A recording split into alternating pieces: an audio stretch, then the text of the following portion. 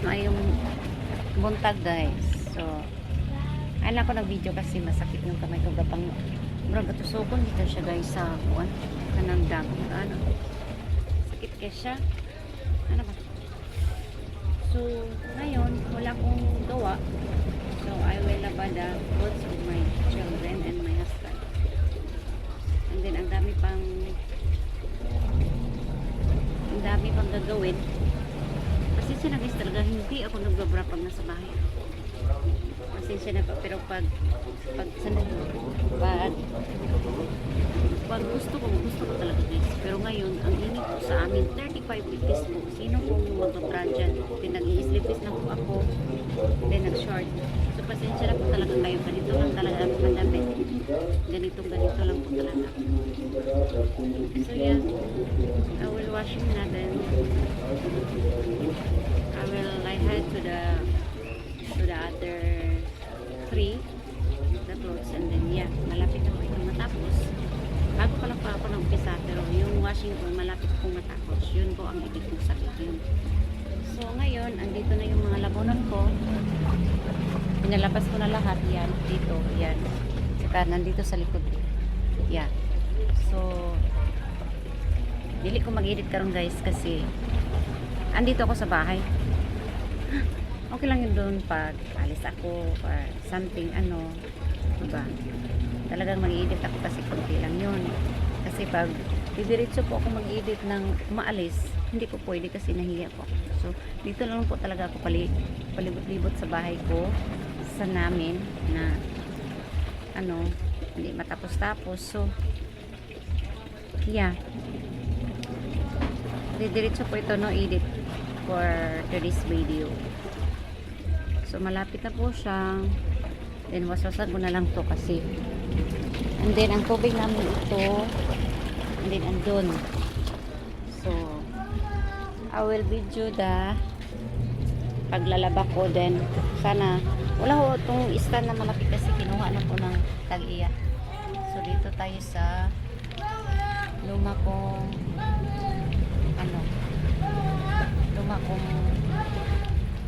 stand.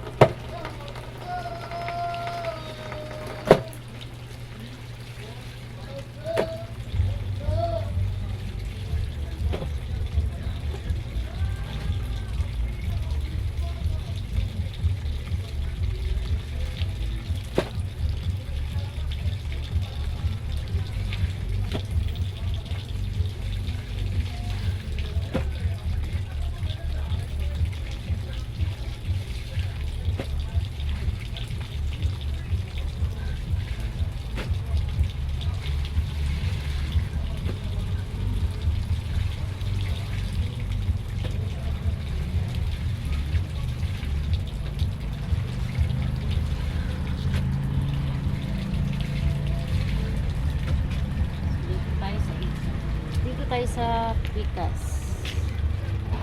Dito. Ayan. Dami kong labanin guys.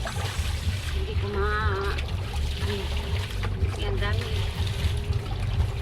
Sa isa nung ito guys, wala sa balde na nawala akong balde. Asan. So, dugay ko ni mahuman. Okay. The water is so hinay. Sana yung malakas ng tubig para padali. Niwalaan na akong langganan. Pinuha na ng tag-iyan. Kasi niram ko lang yun. Ilang days na yun sa akin. 2 weeks na po yung ano po yung hiniram ko na langgana. Hinayin ang pinato guys sa Blayhay. Para kasi kapag kayo maglingkura maghapon. No class kasi guys. Because ang init po sa amin 35 degrees po 40. Dito po sa Atlayan sa amin po yun. Dito po sa country namin po sa Philippines mainit po. Init dyan, mainit ba? Ang init sa amin guys. And then mainit tapos mahangin. Then next month naman uulan, diba? Sa ibang country ano, mag-a-ice tapos mainit. Dito sa amin guys, pag mainit, mahangin siya. Pagtapos ng tawag ito winter, ang sun pag mainit sa amin, pag next month ano uulan. Diyan sa inyo mainit tapos mag-snow. Sana mag-snow din sa amin kasi para makaranas naman kami ng snow, para hindi na kami pupunta dyan sa ibang bansa para makaranas ng snow. So yeah,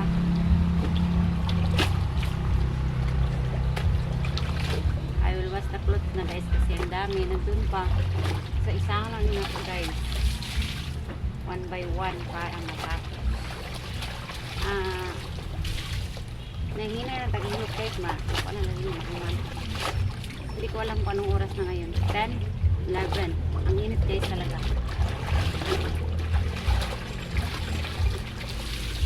So, maglayhay sa ta. Tapos ano siyang asahon. Papunta doon sa ano, sa tulay namin na maganda. Tag ano ang tulay namin guys? Tag sila? 500 ang ano namin ito. Kahoy lang to guys na nakita namin sa labas. Binutang namin dyan.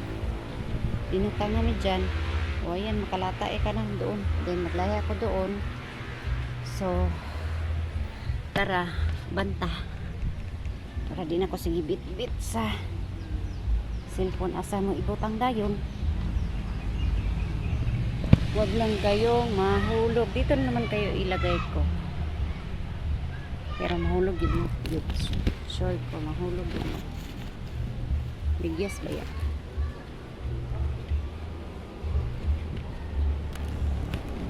Straight lang siya. Lang mahulog.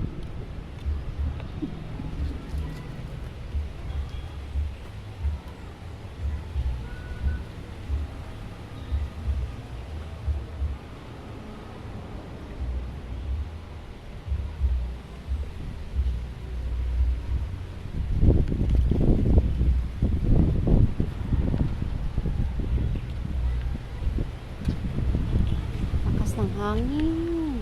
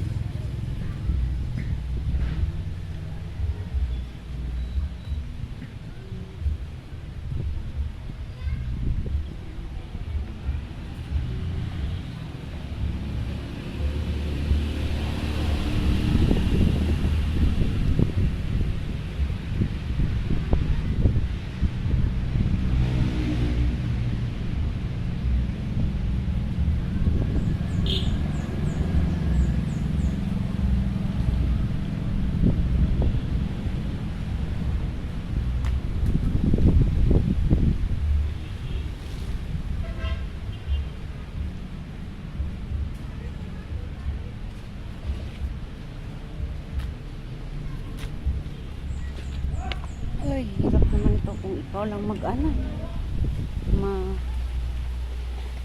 Gunit na ang iyong camera tapos ilayasan na to siya. Sarap na maligo, mag swimming pool, maglangoy-langoy sa swimming pool. Ano ka nang waswasan, balik na naman tayo dito. And then pagkatapos nyan may pa naman i-washing natin.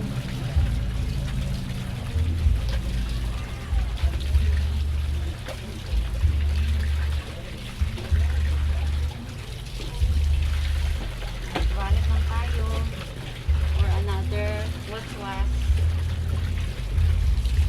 Nagmatapos po yung video na yan. Init po talaga ako. Mahala na. Alam mo na ang ginagawa ko. Ay, mag-video ako.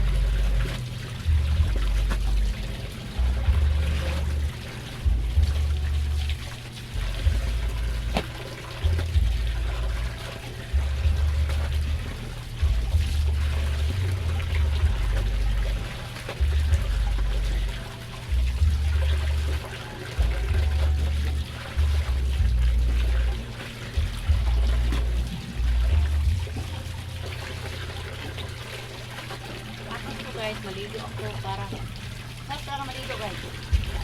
Nang mamumog ka sa swimming pool.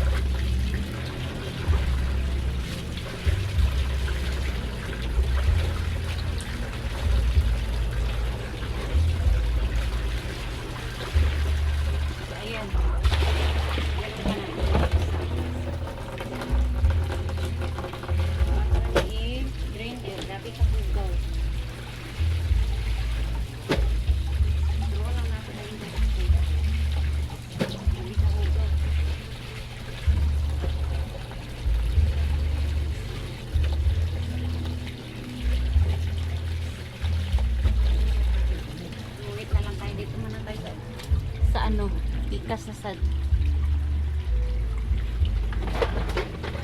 Ay, naku, init na kayo guys. Lagyan natin. Ang init tapos mahangin. Akala mo umuulan. Hindi naman.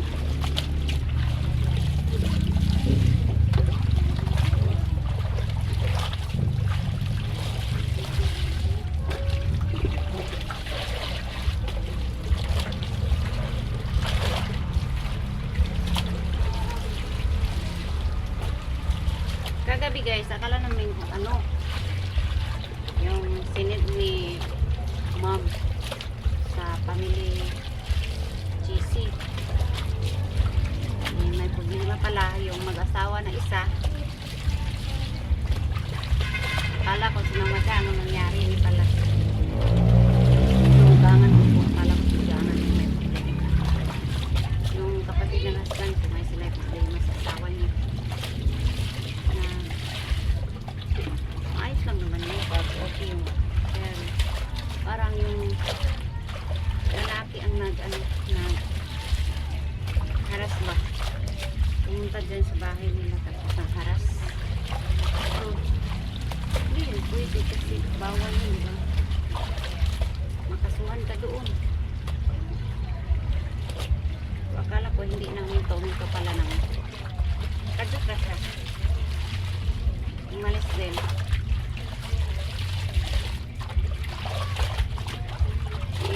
Ang lalaki yung may problema, hindi siya. Ang hanap ng ibang lalaki. Yan. Yun lang. Then, parang ayaw ng lalaki na mawala yung babae.